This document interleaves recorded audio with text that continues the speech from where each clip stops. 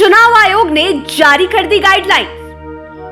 सभी लोगों को मास्क व ग्लव्स लगाना अनिवार्य। ऑनलाइन होगा कैंडिडेट का नामांकन। सभी बूथों पर रखे जाएंगे साबुन व सैनिटाइजर। चुनावी सभाओं में सोशल डिस्टेंसिंग का करना होगा पालन। सभी लोगों की होगी थर्मल स्कैनिंग। विधानसभा क्षेत्र वाइज होगा नोडल हेल्थ अफसर। सोशल डिस्टेंसिंग के लिए बड़े हॉल में बनाए जाएंगे बूथ। सिक्योरिटी के लिए ऑनलाइन जमा होगी रकम। घर घर 5 लोगों को संपर्क करने की अनुमति। सिनेमा हॉल व मॉल को चुनाव के लिए जाएंगे। नमस्कार, आप लाइव सिटीज देख रहे हैं। मैं हूं गरिमा भारती। बिहार में इसी साल विधानसभा के चुनाव होने वाले हैं। कुछ ही देर पहले चुनाव आयोग ने चुनाव को लेकर गाइडलाइंस जारी की है कि अगर कोरोना काल में चुनाव होते हैं तो इन नियमों के साथ होंगे।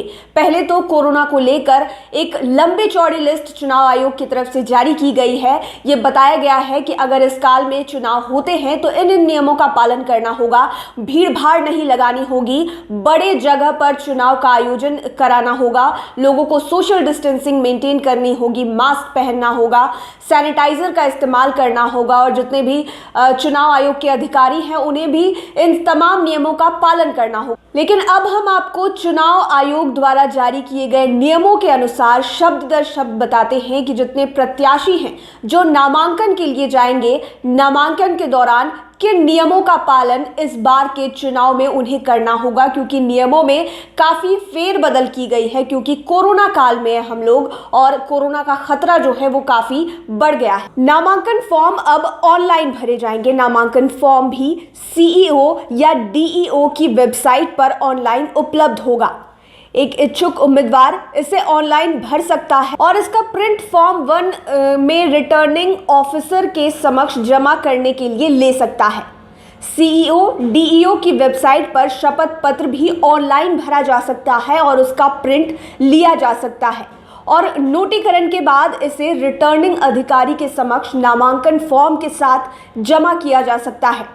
उम्मीदवार नामित प्लेटफॉर्म पर ऑनलाइन मोड के माध्यम से सुरक्षा धन यानी कि जो सिक्योरिटी मनी है उसे जमा कर सकते हैं। हालांकि एक उम्मीदवार के पास ये जारी रहेगा। राजकोष में नकदी में जमा का भी विकल्प है।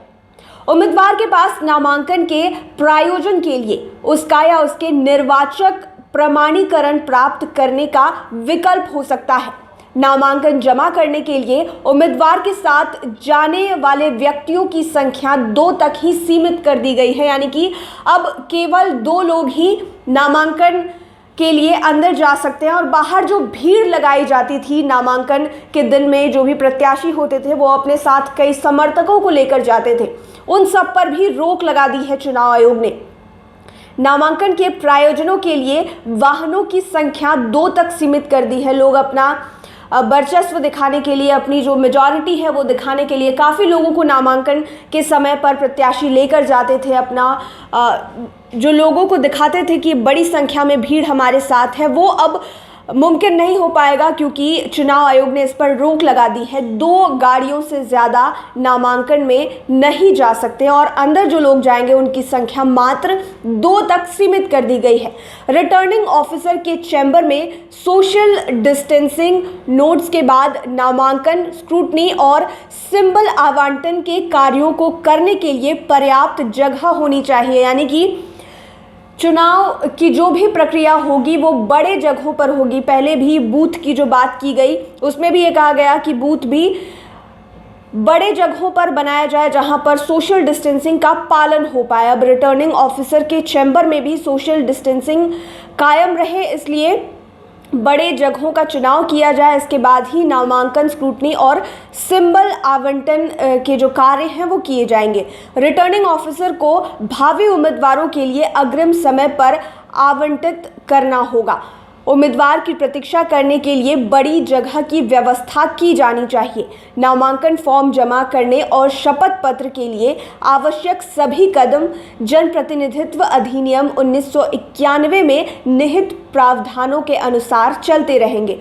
यानी कि बड़े जगहों पर ही नामांकन की प्रक्रिया की जो व्यवस्था है वो करनी होगी और साथ ही साथ जो भीड़ लगाई जाती थी वो अब नहीं होगा। नामांकन का जो प्रोसेस है फॉर्म भरने का या फिर सिक्योरिटी मनी जमा करने का वो सब अब ऑनलाइन होगा। तो चुनाव आयोग की तरफ से चुनाव के लिए नए गाइडलाइंस जारी कर दिए हैं। कोरोना को ध्यान में रखते हुए सभी गाइडलाइंस चुनाव आयोग ने जारी किया है। काफ़ी डिजिटल हो जाएगा इस बार का चुनाव। एक तरफ जहां जो जितने भी भावी उम्मीदवार हैं या फिर जो चुनाव लड़ने की इच्छा रखते हैं वो लंबे समय से डिजिटली ही अपना प्रचार कर रहे हैं, लेकिन अब चुनाव आयोग ने भी लगभग हर चीज़ डिजिटल कर दी है। देखने वाली बात ये होगी कि कोरोना काल में जब चुनाव होता है तो किस तरह के रिजल्ट सामने आते हैं और पिछले चुनाव के मुकाबले क्या कुछ बदलाव होते हैं।